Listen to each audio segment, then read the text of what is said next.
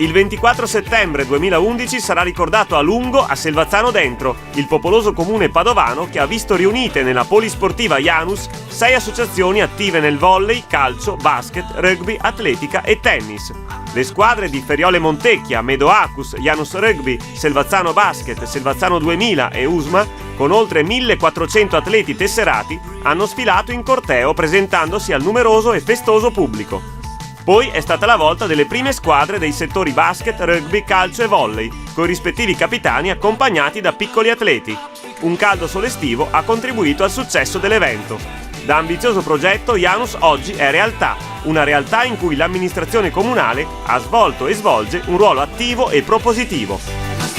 Ecco, con la polisportiva Janus noi vediamo veramente la razionalizzazione di quello che ci mette in difficoltà, cioè le associazioni si sono unite, gli sponsor si sono uniti, gli imprenditori si sono uniti in un'unica realtà, quindi per dare ai nostri ragazzi tutto ciò che gli serve per fare sport, crescere nello sport, con la Janus credo abbiamo veramente raggiunto il massimo obiettivo. Noi non vogliamo essere magari un modello per la provincia e la regione, però ci stiamo molto impegnando perché questa realtà funzioni davvero bene. In Janus il volley occupa un posto di primo piano, sia in termini quantitativi che per livello tecnico.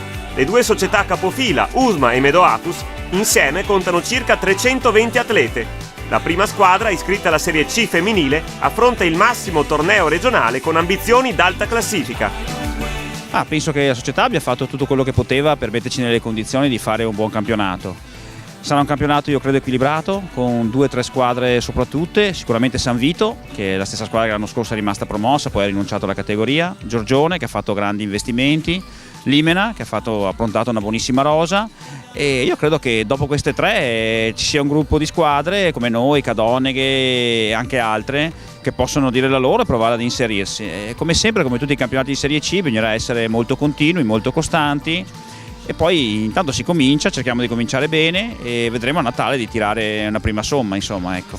La filosofia di Janus segue le indicazioni che la FIPAF di Padova va suggerendo da tempo alle società sportive, ossia creare sinergie e fare squadra. Abbiamo assistito qui oggi a una cosa che noi come federazione predichiamo da molti anni, cioè quello di unire le forze per avere forza, per avere numeri, ma soprattutto per avere qualità. Lo stanno facendo in molti. Qui a Selvazzano oggi abbiamo visto in una cornice di pubblico, in una buona cornice di pubblico, questo lavoro che è portato avanti dalle associazioni sportive e certamente anche dagli amministratori locali, che hanno messo sicuramente una grande mano, forse anche qualcosa di più, anche quasi un obbligo, nel riuscire ad ottenere questa unione di forze.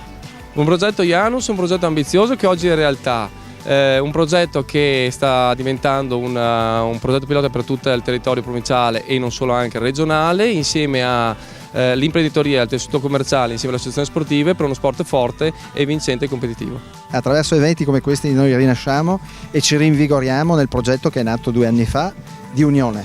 Sappiamo che l'unione potrà portare dei risultati enormi, i risultati che merita questa città di 23.000 abitanti, che non ha avuto fino ad oggi per la disgregazione. Noi siamo qui per unire e per portare avanti questo progetto, dando il migliore dei servizi possibili a questi ragazzini, che crescano come atleti e come persone sotto il segno di Janus. Quindi possiamo dire che la polisportiva Janus unisce per crescere.